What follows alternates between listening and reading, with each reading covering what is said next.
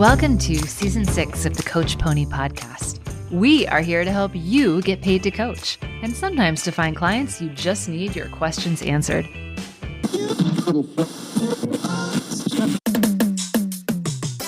In this very cheesy 80s-themed season of the podcast, join me, Christie Mims, a career and business coach, and Bobbi Palmer, a dating coach, as we answer your burning questions about your coaching business, so you get more paying clients. Because after building 6- and 7-figure businesses of our own, we've learned a few things. So with that, let's get down to business.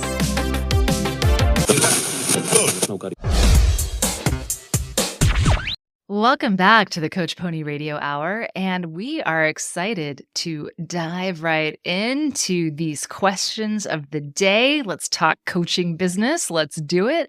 So our first caller, let me go ahead. You are on the air. Caller, how can we help you? We're listening. Hey, Coach Pony, this is Derek. I just finished my hamburger, and where's the beef? I'm early in my business and optimistically planning for growth.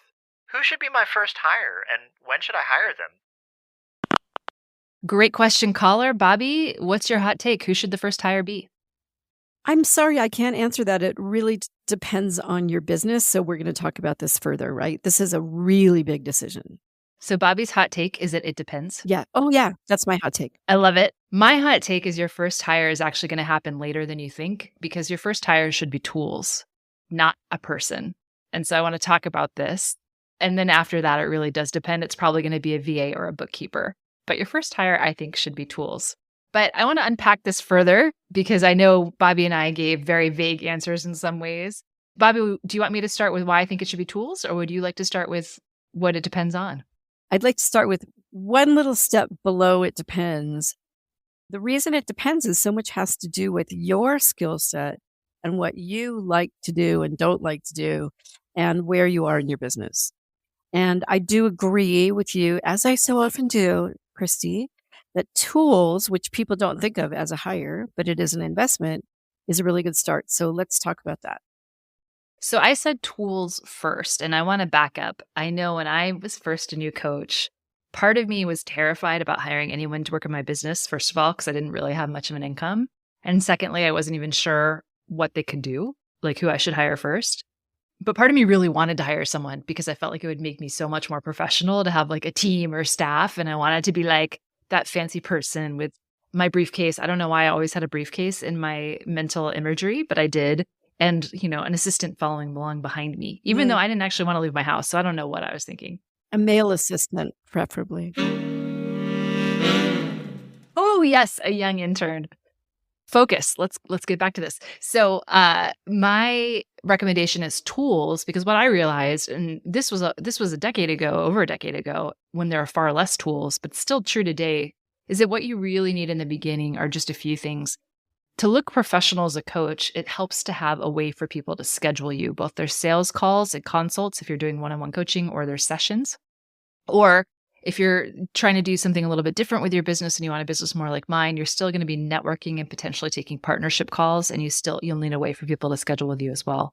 So the first tool, I think, is a calendar tool.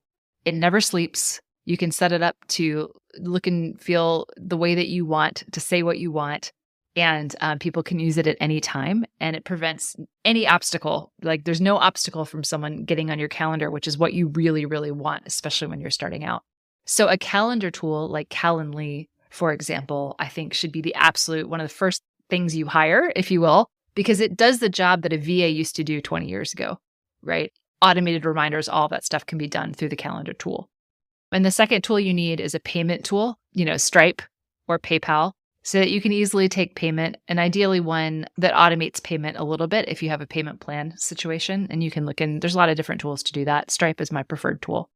And QuickBooks maybe, so that you can start to track your income in a way that's going to work for your business reporting. So those would be the places that I'd start. Bobbi, what tools would you add to that, if any? You hit it. Automation tools are really important, and they do take the place of hiring a person.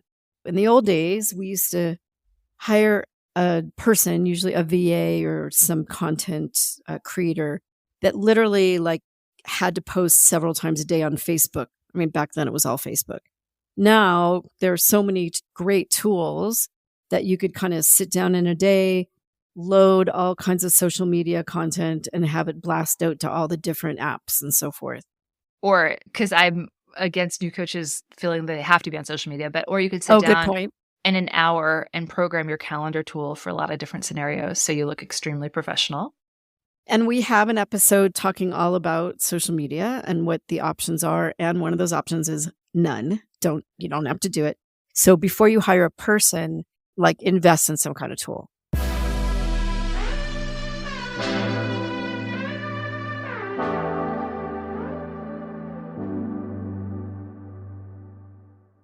So you think we should talk about people next? Yes, Okay. I do think we should talk about people next. So Bobbi, first, before we dive into that, who was your first hire? My first hire was a VA, and then another one, and then another one, and then another one. It's a tough hire. My first hire was an accountant. Before I ever had one single client, I was just so scared.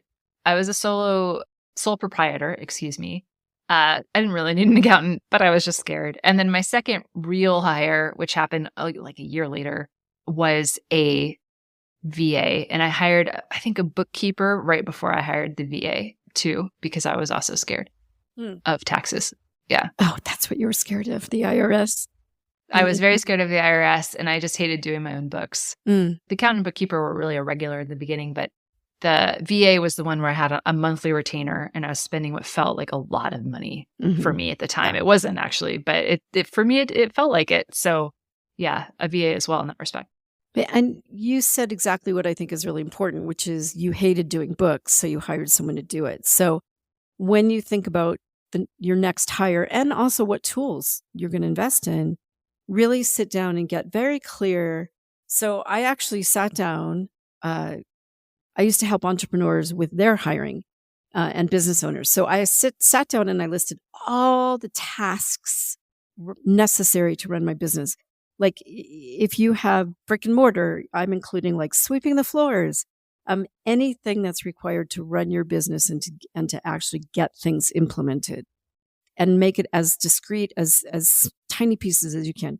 And then go through that list and go through, here's what I either really love to do or I have to do. Because as the owner of the business and the content owner, there's a lot of things you aren't going to be, handing out to someone else.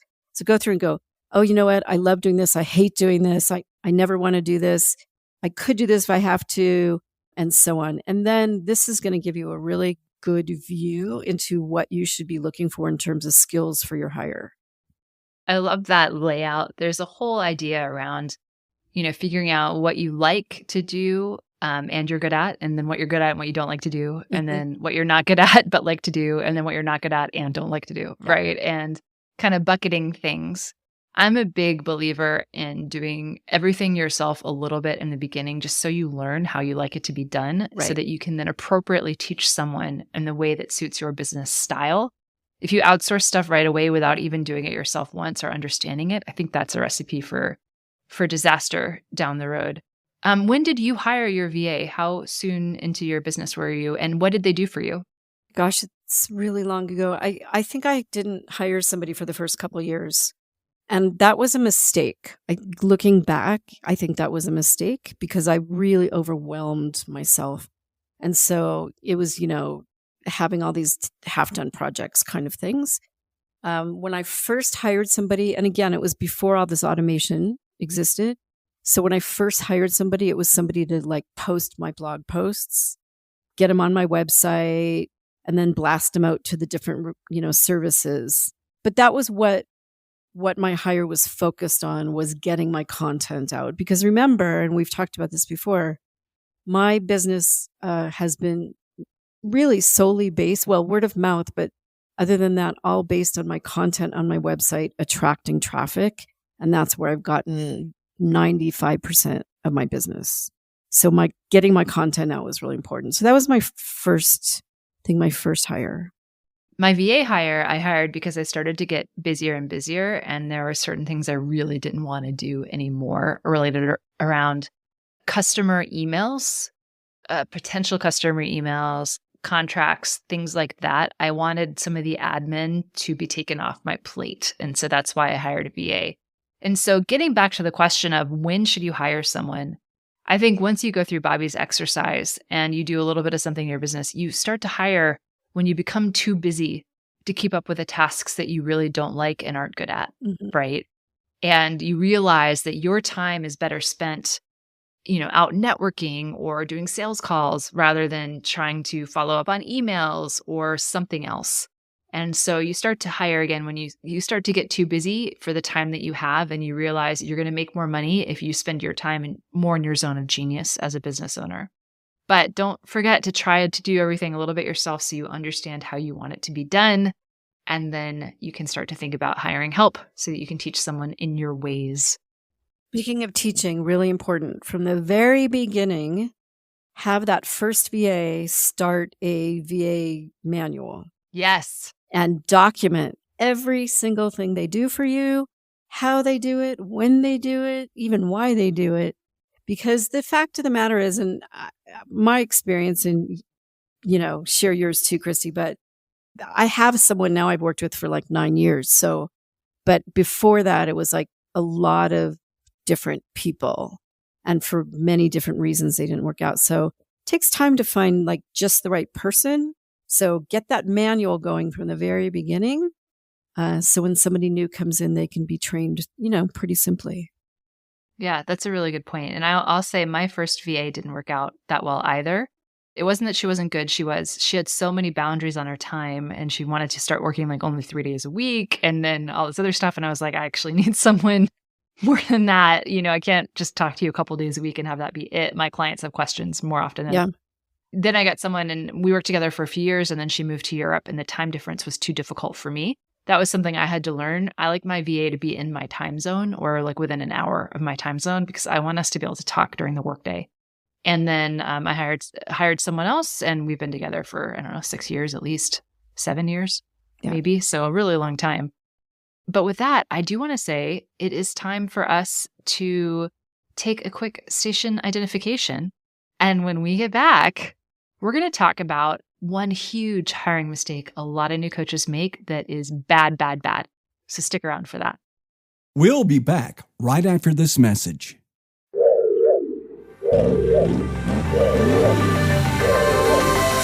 The Marketing Masterclass, a free training inside the shadowy world of business marketing.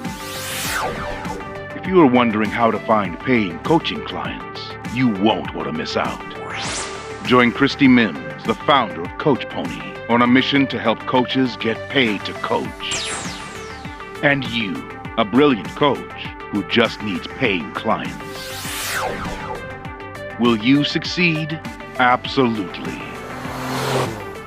Go to CoachPony.com/marketing to grab your free seat today. CoachPony.com/marketing.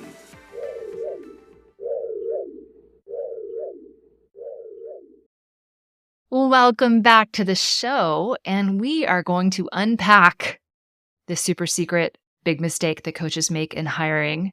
And I just want to set it up and say that there's one thing I hear a lot from coaches. And you guys, I've literally helped tens of thousands of coaches. I've seen it all, and I've lived a lot of it. But I see new coaches desperate for clients. They're online or on Google or something. They get served an ad for help with marketing, and they don't want to market. They don't want to be on social media. They think social media is the only way to market. And someone's going to say, you know what? For a very handsome fee, I will get you 5 sales calls a week or something like that. And they sign up for it, and it's a terrible mistake. Bobbi, why is it a terrible mistake? Let me count the ways. Number one, you don't want to invest that much money up front. Number two, you probably don't have the infrastructure to support what they're doing, because regardless of what they say, when they say, we're going to do all the work, don't believe it unless you're going to hand over your business to them. You still got a lot of decisions to make and a lot of moves to make. Probably the biggest mistake I've made early on in my business was spending a ton of money on a marketing coach. And I want to get to that story, but I want to add a few more reasons why this is wrong and bad and a terrible mistake. So people hire you. All of our listeners, people hire you as the coach. So if you're not involved in your marketing, If people have never interacted with you in any meaningful way and you don't even have a real strong voice or brand identity or really solid offer, you're brand new, you really don't know what you're doing, the chances of you getting good qualified leads are practically zero. And these companies, they don't understand necessarily your niche or what you're looking for. They're just getting you leads. Leads does not equal sales. If I'm a health coach and they find people for me who are looking to get promoted, how are those people going to hire me? They're not, right? And I'm not saying it's always this kind of mismatch, but I'm saying the chances of you being successful with this, if your business systems aren't in place, is very low. And every coach should be involved in their marketing because marketing is so important. That's how people are going to find you and get to know you. And if you're not involved in that, they're not going to really know what they're getting into. And you're so much less likely to hear a yes from all the time you're going to waste in these sales consults, assuming you even get them, assuming this place is even legitimate. Mm-hmm. So, in assuming you charge enough in your own fees to make it worth your while to pay them for the leads, sometimes the money math doesn't work out. So just don't outsource this stuff. If you don't want to do marketing, like really think about if you want to be a business owner. And if that's not something you're willing to do, I want you to have a real honest conversation with yourself because it's such an important skill to have. As a coach, as a business owner, it's only going to enhance your coaching skills. If you just want to, work part-time for BetterUp or something, that's fine. Then sign yourself up for that.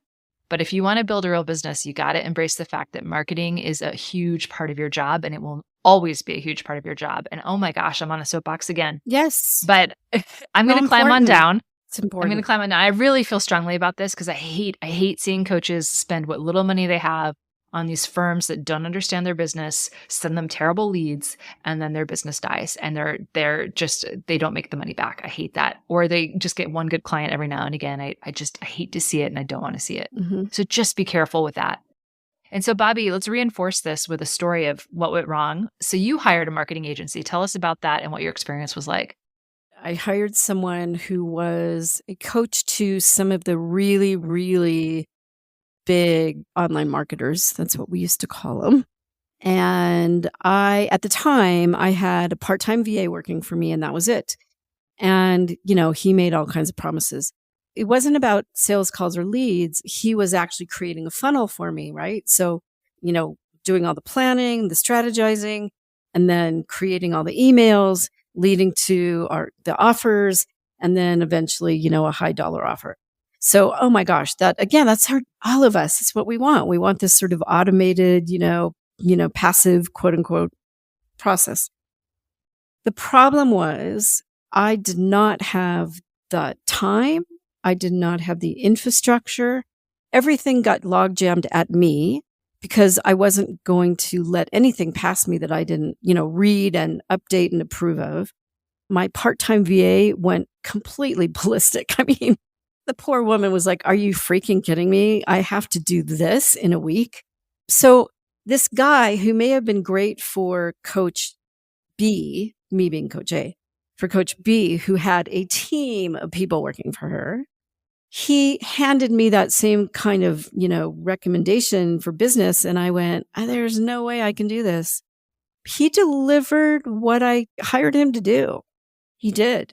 But the hire was really dumb. I mean, I got to say, it was not smart on my part at all. I didn't think it out. I just thought of all the really shiny things that he promised me. I do give him some of the responsibility because he should have known as the person who's actually implemented this, what it would take. But so anyway, not only did it cost me a fortune, not only did it create months and months and months of really so much anxiety for me and exhaustion. I lost my VA because she freaked out. Oh, Christie. I'm reliving this now. I'm having flashbacks.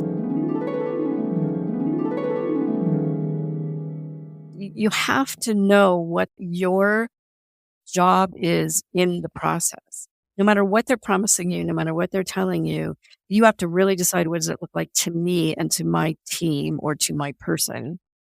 And is it even possible? As pretty as all that stuff sounds, it's it really set my business back a good 6 months. Yeah. You really have to understand your whole business, have the systems and structures in place to be able to handle something like that.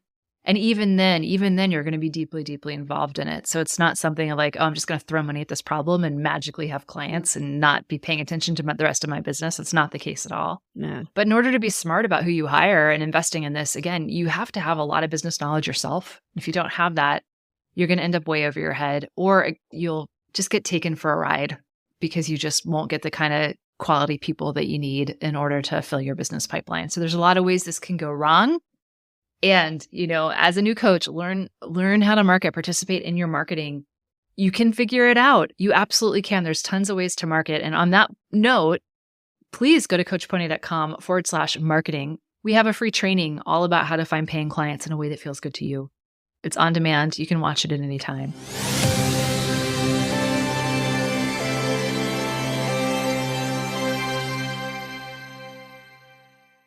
And with that, I should probably take a quick break for our sponsors. So our sponsors today are Chocolate and Awesome. The chocolate is brought to you by a chocolate smoothie. Again, on a brief health kick here.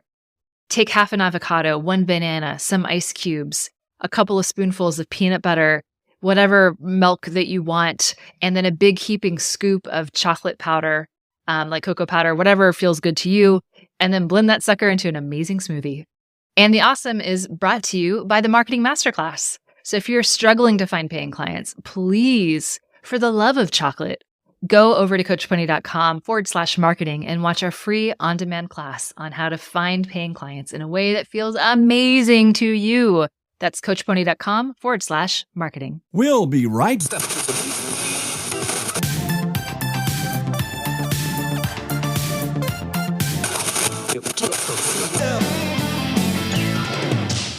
All right, Bobbi, we're back.